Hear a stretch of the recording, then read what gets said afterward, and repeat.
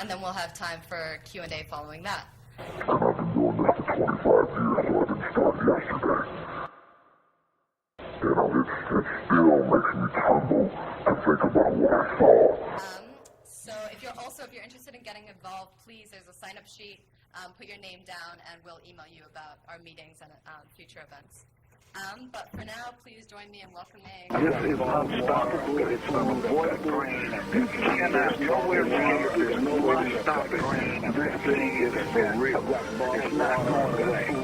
We don't owe them anything. Their families aren't here. They don't care. This is the type of situation that you don't want to be in, and you don't want to get caught out. Plus, sometime in August, in particular August 3rd, is when it actually crosses our orbit. It'll be at a right angle, and you won't have the alignment with the sun, but it's only going to be 1.4 AU away. And you need to be, in my opinion, in a safe zone no later than that. But personally, I'm thinking we probably need to move a little bit quicker. We're reassessing the situation on a daily basis to last that amount of time, no matter where you are. Preferences that you're going to be safe. I don't see another safe zone. I looked in New Mexico at the Paiute Indians, the cliff dwellers, and the problem with them is the elevation is too high. You don't want to be that high. I didn't kind of have the time to notice that it coincided with the 7th of July and the crossing of Saturn's orbit. You know, my time frame was still and still is August 1st, but I'm getting more anxious by the day. And so folks need to know this is real. They need to wake up. You know, I'm past the point of trying to wake anybody up. I met a nurse today who grabbed me and said, "Are you that guy that's stocking up for stuff?" I said, "Yeah." She said, "Well, she was looking at something on Discovery and something to do with the magnetosphere and you know how it was falling and sun and solar flares were going to get us." And she's scared and ready to go. She's ready to take her son and move wherever it is she can go. She doesn't have a lot of means, but that was enough for her. I'm going to gently wake her up next week. My schedule is full for this weekend. So that's it. But right now I'm completely loaded with the exception of a couple of fuel tanks that I'm going to pick up tomorrow and a couple of water tanks as well. I've got bottled water, I've got food, I've got grain, I've got seeds. All right, very excellent. Good commentary. Grain, I've got seeds, I've got bottled water, I've got food, I've got grain, I've got seeds, I've bottled water, I've got food, I've got grain, I've got seeds, I've got bottled water, I've got food, I've got grain, I've got seeds, I've bottled water, I've got food, I've got grain, I've got seeds, I've got bottled water, I've got food, I've got grain, I've got seeds, I've bottled water, I've got food, I've got grain, I've got seeds, I've got bottled water, I've got food, I've got grain, I've got seeds, I've bottled water, I've got food, I've got grain, I've got seeds, I've got bottled water, I've got food, I've got grain, I've got seeds, I've bottled water, I've got food, I've got grain, I've got seeds, I've got. Basically we've been following this thing since February, and when I talked with Exo Patriot and I first saw the first video that he showed, had this huge wave of radiation and orbitals were popping out. And I didn't really want to believe it, so I went and bought a scope, a Meade LX 200 8-inch scope, and it took me basically until May to get it up and running and figure it out.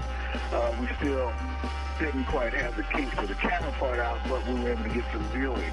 Right on the 29th, 30th, and 31st of May, it basically was motionless in the constellation of Leo with Regulus as the dominant star. And the alleged comet is over to the left. Over to the right, right around Regulus, there was this huge sort of black area. Black area such that every now and again it would move over, cover Regulus, and you could see the light from Regulus bending over the edge of what we now know as the gravity well. You could see the light bending over their fingers, and then it would move away, and you'd see Regulus as a point in the sky.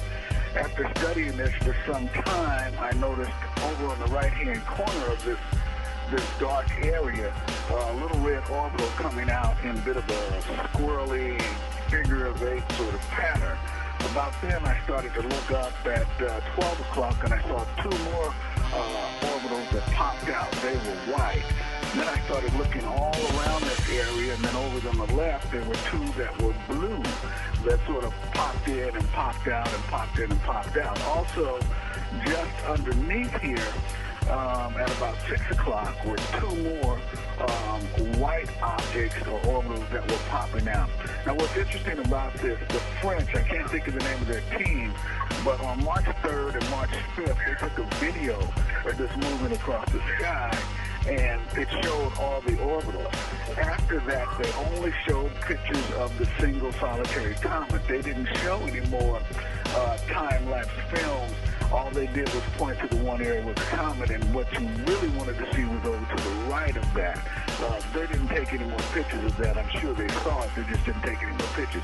In any event, it scared me so bad that night on the 29th, I immediately called, I immediately spoke with Carol and one of the other members of our group. And I actually asked him not to mention it or anything at that point. I was actually frightened. So the next night, which was the 30th, on a Sunday, I thought, well, I don't believe what I saw. It's not real. I'm going to just forget it. I'll just take a look again. And it was still motionless, and unfortunately, it was still there. The orbitals were still there. The popping out was going on. And this, I became even more frightened. And also, I was still a bit in denial. We've got massive troop movements all over the country. Foreign troops based here. God knows, only knows what they're doing here, what their plan is, because all our troops are overseas. So, those folks don't have any qualms about exercising their authority against American people because they got nothing to lose. All right. Very excellent, good commentary there.